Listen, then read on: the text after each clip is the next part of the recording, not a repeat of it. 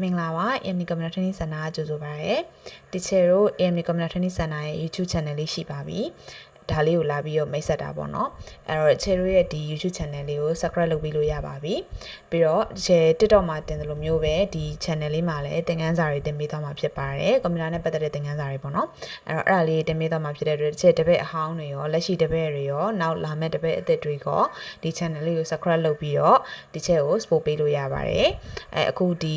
channel လေးမှာဆိုလို့ရှိရင်လည်းအခုဒီချက် video လေးနည်းနည်းပါတင်ထားရှိရပေါ့နော်။အဲ့တော့အဲ့ video လေးတွေကိုလည်းသင်ခန်းစာလေးတွေဝင်ပြီးလေ့လာလို့ရပါတယ်။ဒီချက်ကျောင်းသားလေးတွေက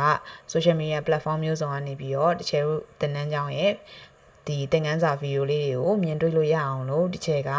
အခု TikTok အပြင်ကို Facebook တွေ page တွေလည်းရှိရပေါ့နော်အဲ့တော့အဲ့ဒါတွေအပြင်မှာအခု YouTube channel လေးကိုပါထပ်လုပ်ပေးထားတာဖြစ်ပါတယ်အခုဒီ July 1ရက်ကနေမှစပြီးတော့ဒီ video channel လေးကစ run တာဖြစ်တဲ့အတွက်ဒီချက်ကို subscribe လေးလုပ်ပြီးတော့ YouTube channel လေးမှာဆုံတွေ့ရအောင်ပါရှင်ကျေးဇူးတင်ပါတယ်